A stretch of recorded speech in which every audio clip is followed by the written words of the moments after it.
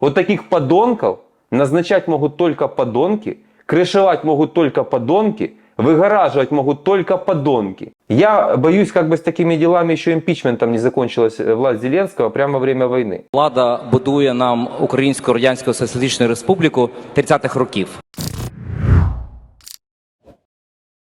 Здравствуйте. Я обещал вам рассказать про двух экономических диверсантов, которые сейчас, находясь на очень высоких постах в Украине, каждый день с утра до ночи, можно сказать 24/7, работают на разрушение нашего государства. Начнем с героя последних дней. Это Сергей Марченко, министр финансов. Я уже его неоднократно упоминал. А вот недавно он дал несколько интервью. Самое резонансное из них было дано Радио Свобода. Я, конечно, не буду вам его зачитывать, если хотите сами, если сможете. Почитайте, зайдите его до конца. Я хочу тезисно кое-что разобрать. Ну, в общем-то, самое главное тезиси такові. Найбільший вплив на митницю мають представники правоохоронних органів, це його слова. Не можна взяти колишніх податкових міліціонерів, їх переіменувати як БЕП і очікувати від них іншого способу роботи. Ми маємо через це пройти. І через шуби пройти, і через гусей пройти. Это отсылка к тому, когда Гетманцев сказал, что предприниматели это гуси, которых нужно уметь правильно щипать. Дальше тезис. Єдина можливість нам отримувати міжнародну допомогу – це збирати податки. Ще раз прочитаю, щоб ви просто вдумались.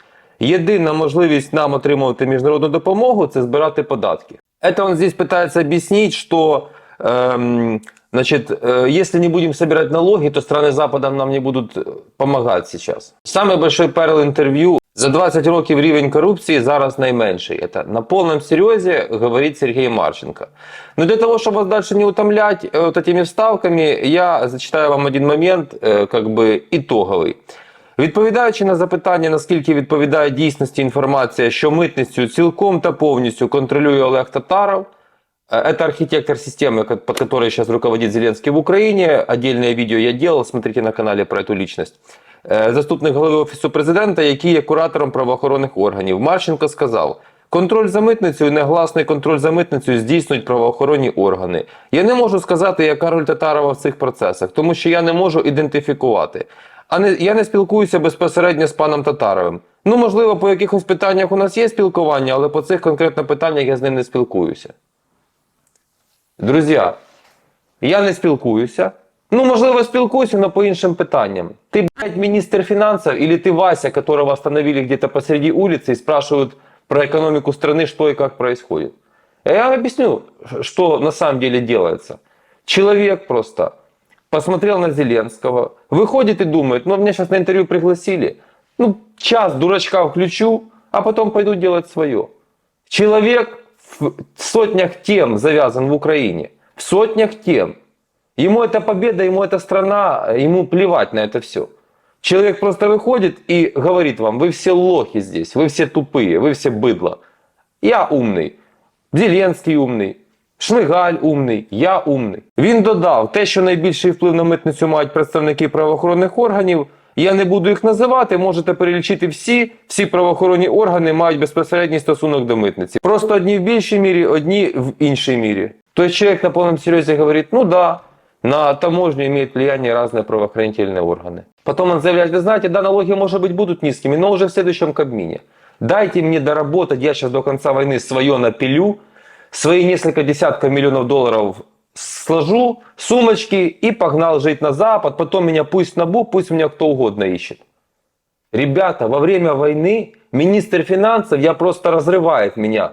Вот вас нет, напишите в комментариях. Говорит, да, на таможне вот такие вот вещи происходят. Все силовики, говорит, имеют отношение к тому, что там творится. Вы думаете, в чем дело? Я это говорю для тех, кто меня, может быть, не смотрит. Подпишитесь сейчас, поставьте лайк, колокольчик, это важно. Потому что нужно ввести просто один простой налог, единый на все. На одну пару кроссовок и, не знаю, на 1000 тонн металла. 10%. Когда ты ввозишь товар, ты заплатил 10%, и на этом все заканчивается. И больше нет никакой коррупции на таможне. Уже все для всех одинаково, четко, прозрачно и понятно. Инвойс, а не какие-то каталоги и на усмотрение налоговика, таможенника. 10% забрал и гуляй, делай все, что хочешь. Хоть для себя, хоть коммерческая партия. Не, они вам расскажут, что так нельзя, что это все очень сложно. Миллион разных еще причин вам расскажут.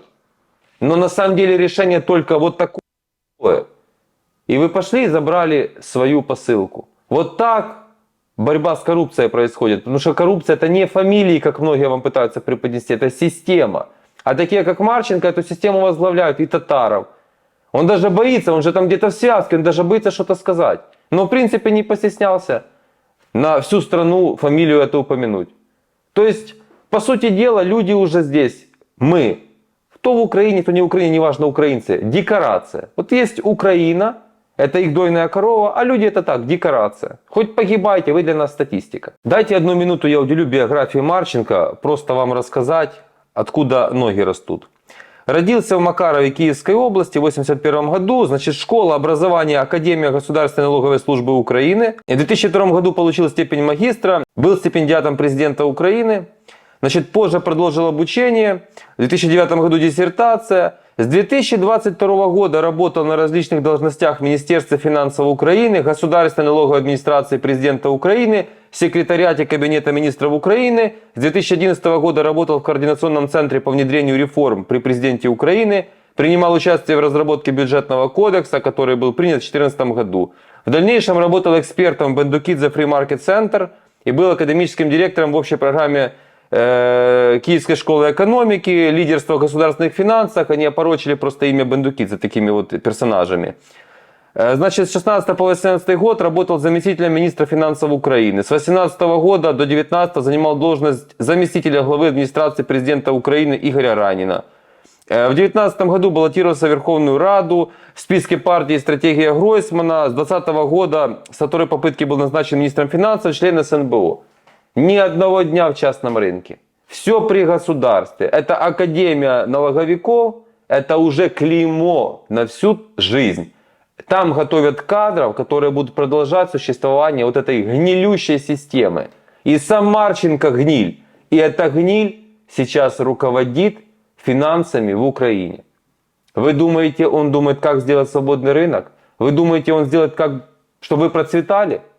Нет, у них темы, они сидят на темах, и все, что их сейчас беспокоит, война, хлебные вещи, где бы всунуться, и все они связаны с местной властью.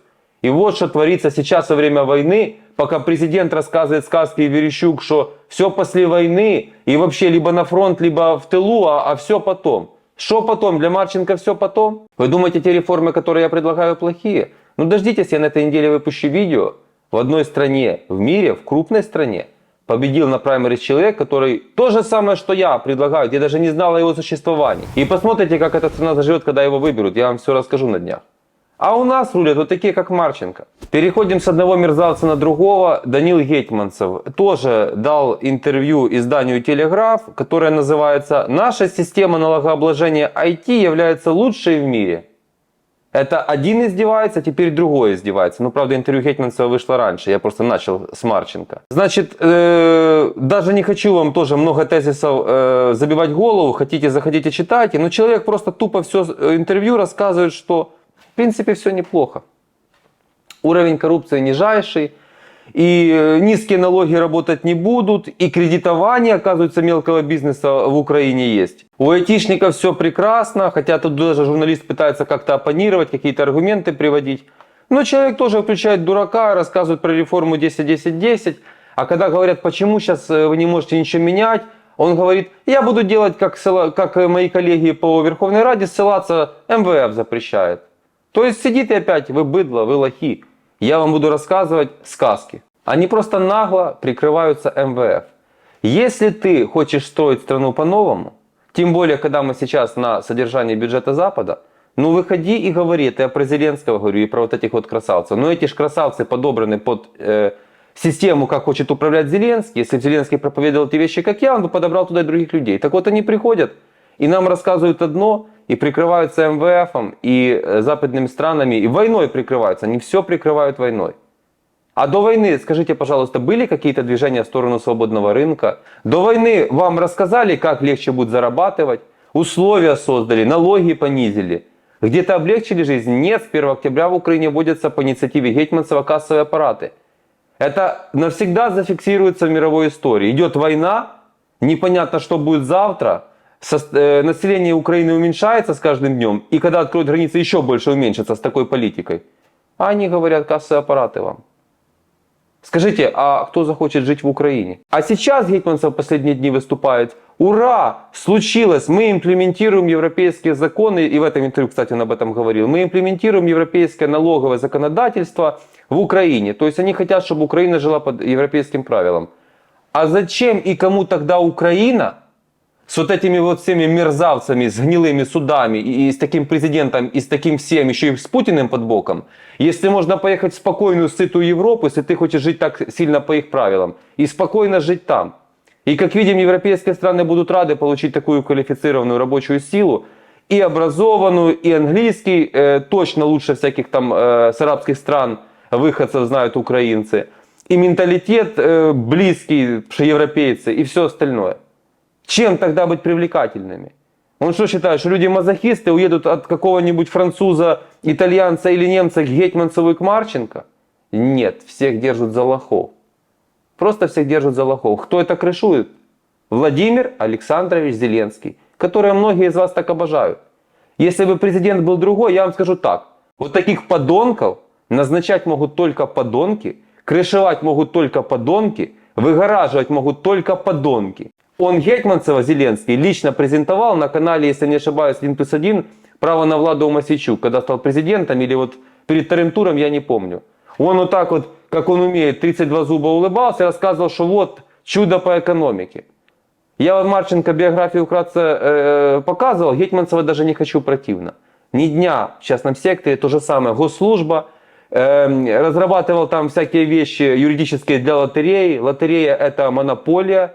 Это стоит определенный клан, это тоже не свободный рынок, пилятся деньги, это все решалово. И сам Гетманцев, там были нюансы, как его мама одалжила, по-моему, гражданину какой-то южноамериканской страны деньги. Схема. Они сами внедряют законы, по которым не могут жить.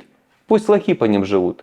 Мы вне этого, мы выше этого. Бизнес взвыл. Я рад, я вам сейчас покажу видео. Соучредитель Новой почты Поперечнюк, я не знаю, где это было, выступил. Сейчас я вам включу прямую речь. Мне в каком плане легче и приятно? Потому что эти же все подонки, они хотят меня медийно выжать в сторону. Типа, это какие-то там маргиналы что-то развонялись. І я рад, що Поперечнюк, по суті, підтримав мене. Послухайте. Влада будує нам Українську Радянську Соціалістичну Республіку 30-х років. У нас є своя індустріалізація, тобто нам будує, яка називається відновлення велике. У нас є розкуркулення фермерів, це те, що Гетманцев робить з ФОПами, вже робить це 4 роки. У нас є свої трудові табори, які нам планують там робити. І таким чином, те, що я бачу, нам постійно затискають гайки, постійно. Було деяке там покращення в перші дні війни.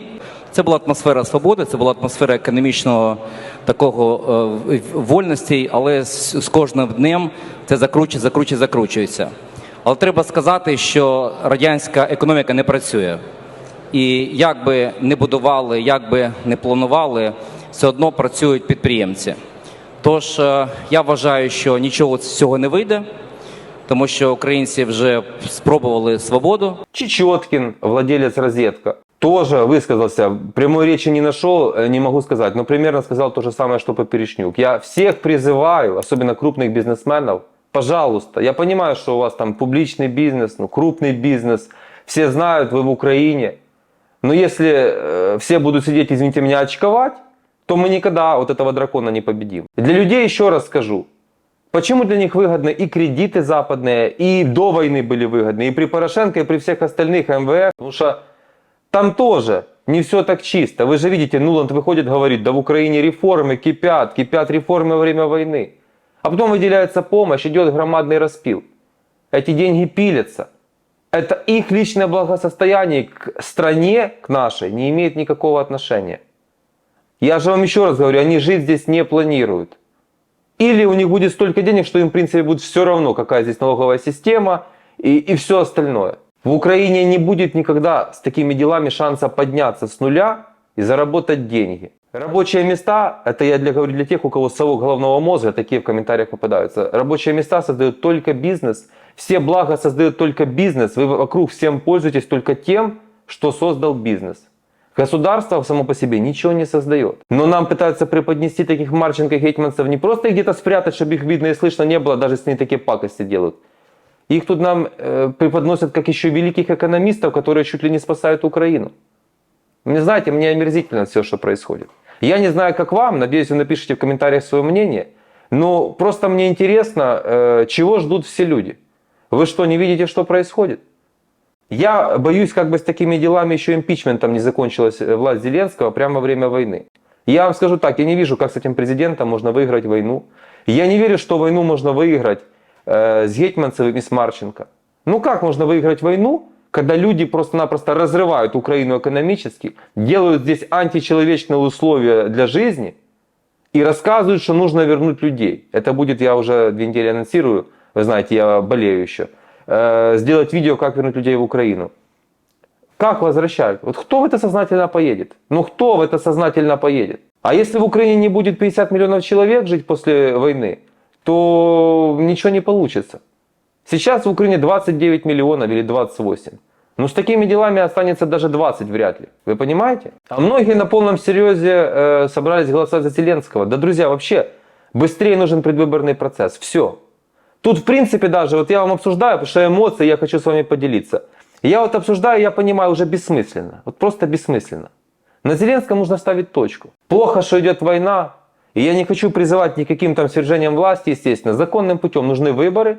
Нужно прощаться с Зеленским и с этим всем шоблом. Это все шобло должно оказаться под следствием. Потому что что в этом, знаете, самое такое, не просто вот это, они еще цинично это говорят. Они сидят, улыбаются и делают хорошую мину при плохой игре а-ля 95-й квартал. Вот такую они Европу нам строят. Они считают, что в Украине внедрить европейские, имплементировать налоговые правила и будет в Украине Европа.